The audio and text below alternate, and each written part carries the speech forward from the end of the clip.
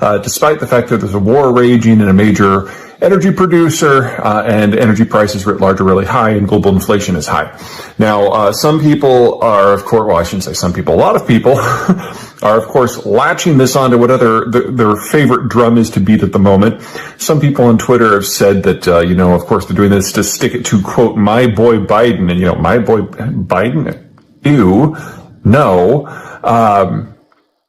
Far more important is that OPEC is nowhere near their production quota. In fact, as recently as August, they were about 2.8 million barrels a day below it. So if they cut their quota by 2 million barrels a day, that actually means they might increase output. So, number one, let's wait to see what happens here. The problem here is that if you are outside of the Persian Gulf, OPEC members, so Kuwait, United Arab Emirates, and Saudi Arabia, everyone else has just been in this investment bomb for over a decade. In fact, since 2014, total investment to all oil and all natural gas globally, government, state company, private companies, doesn't matter, the total is down by about 2/3. And the non-Gulf OPEC countries are no exception. Places like Gabon and Nigeria and Venezuela are just borderline incompetent when it comes to maintaining their own energy infrastructure anyway. So they're completely dependent on internal investment, and yet they think they have checks that they need to write, so they don't provide the investors with particularly great terms. And so if you're those investors and cash is limited, you try to put your money elsewhere where it's going to be more productive with a more reliable partner. And that manifests as lower production in a lot of OPEC states to the tune of apparently 2.8 million barrels per day. Now, in the last few weeks, about a fresh million has come online, mostly from Libya and Nigeria, because a certain confluence of events have allowed them to increase output in the short term, but don't expect that to drop. Both of them are very close to record low outputs at the moment, and they'll probably be back within a few months. This is kind of how it shakes out with these folks. Anyway, bottom line is before you ascribe any sort of motivation to OPEC, the favorite one being that they're trying to stick it to Biden because Biden is green and hasn't been exactly kind to the Saudis. There might be something to that, but we're not there yet. Don't ever, in this line of work, listen to what people say. Watch what they do, especially when you're talking about folks in the Middle East where suicide bombs are often perceived as a legitimate form of political discourse. The rules are different over there, and we need to keep that in mind before we jump to any conclusions. So wait, watch, let's see what the Saudis do over the course of the next few weeks with their actual oil exports. That'll tell us everything we need to know about what it is they're trying to actually achieve. We always opted for making sure that we are attentive, and to be attentive, you have to be assertive and preemptive, and certainly ahead of the curve, which means you have to be proactive. If you permit me, Royal Highness, we are not endangering the energy markets. We are providing security, stability to the energy markets. At a price. Everything has a price. Energy security has a price as well. Our priority now is stabilizing market. Now, we could be accused of wanting to influence market in a negative way. That's everybody's prerogative. You and others will see how we conduct ourselves in the months to come.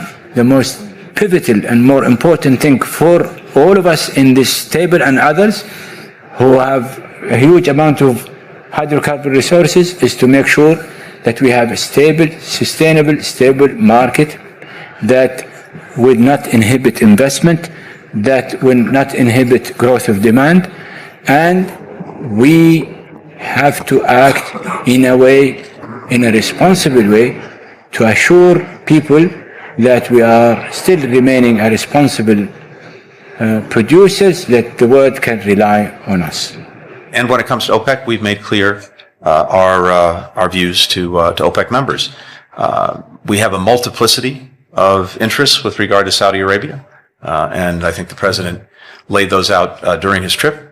and they include everything from regional relationships, including improving relations between Arab countries and Israel, Yemen, where we're working very closely with Saudi Arabia to try to continue the truce, and a number of other issues, and those were all reflected in the visit. But we are working every single day to make sure, to the best of our ability, that again, energy supply from wherever is actually meeting demand in order to ensure that energy is on the market and that prices are kept low. Supply issues and international conflict. World wars among big powers are quite possible to control dwindling oil supplies.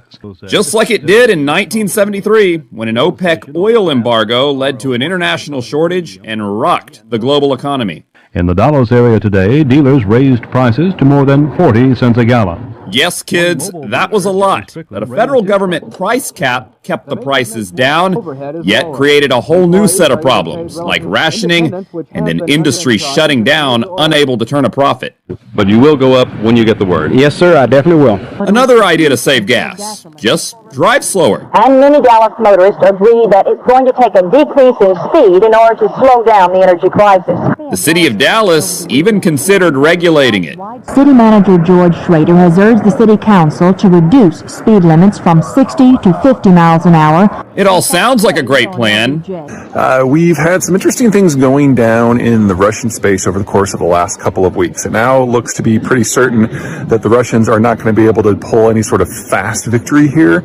And the war is going to be a long, grinding process, really, no matter who wins, which means that anything that is necessary to keep Russian oil flowing is going to be very problematic. So if it's east of the Urals, in eastern Siberia, that is all stuff that's going to go to zero.